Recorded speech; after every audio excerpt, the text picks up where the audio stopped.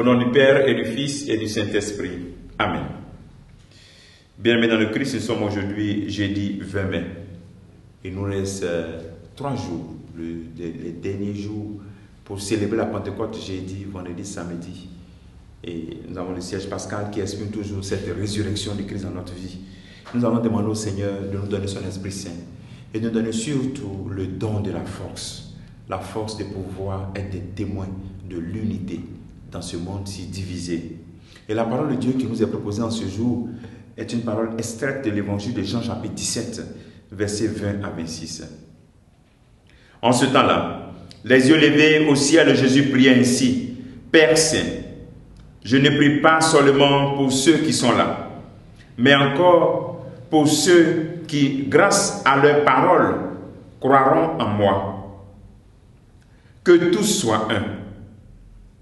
Comme toi, Père, tu es en moi et moi en toi. Qu'ils soient un en nous, eux aussi, pour que le monde croie que tu m'as envoyé. Et moi, je leur ai donné la gloire que tu m'as donnée, pour qu'ils soient un comme nous sommes un. Moi en eux et toi en moi. Qu'ils deviennent ainsi parfaitement un, afin que le monde sache que tu m'as envoyé et que tu les as aimés comme tu m'as aimé. Père, ce que tu m'as donné, je veux que là où je suis, ils soient eux aussi avec moi, et qu'ils contemplent ma gloire, celle que tu m'as donnée, parce que tu m'as aimé avant la fondation du monde. Père juste, le monde ne m'a pas connu, mais moi, je t'ai connu, et ceux-ci ont reconnu que tu m'as envoyé.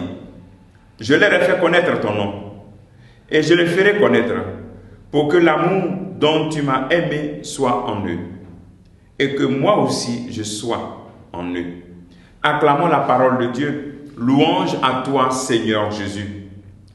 Jésus continue cette prière fondamentale pour l'unité. Il prie pour nous. Il prie pour ceux qui croiront en sa parole.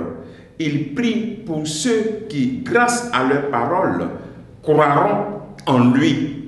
Tous ceux qui diront: je crois en toi, je t'aime Seigneur. Il prie pour nous. Il prie pour que nous soyons un. Ceux qui, grâce à leur parole, croiront en lui, qu'ils soient un. Il prie pour les chrétiens. Et nous sommes particulièrement concernés, nous à qui le Seigneur nous donne cette mission d'annoncer sa parole, de prêcher sa parole. Nous qui formons cette communauté des croyants, nous qui constituons par notre parole, par notre oui, je crois en toi, je renonce le jour de notre baptême, je crois, je renonce, nous avons dit oui à Dieu. Et fort de ce fait, c'est de nous que je parle. Il faut que nous soyons un. L'unité des ouvriers de la parole de Dieu. Et c'est le critère fondamental pour que les gens croient que le Père envoie le Fils.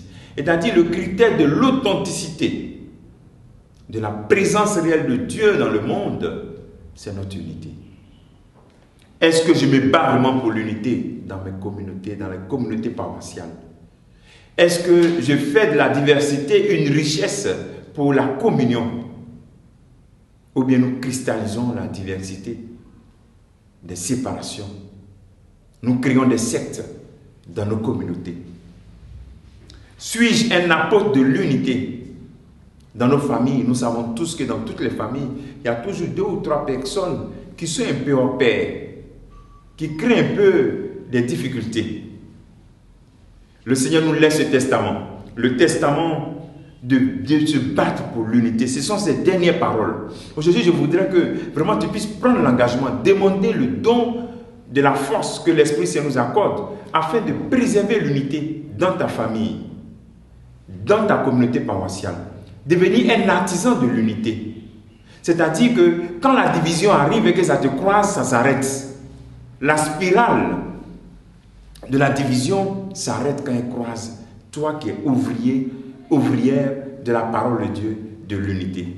On va demander au Seigneur au cours de cette journée, lui qui nous donne l'esprit de force, que tu puisses s'aimer un geste, un acte d'unité en ce jour. Que le Seigneur te bénisse, qu'il nous bénisse tous en ce jour. Au nom du Père et du Fils et du Saint-Esprit. Amen.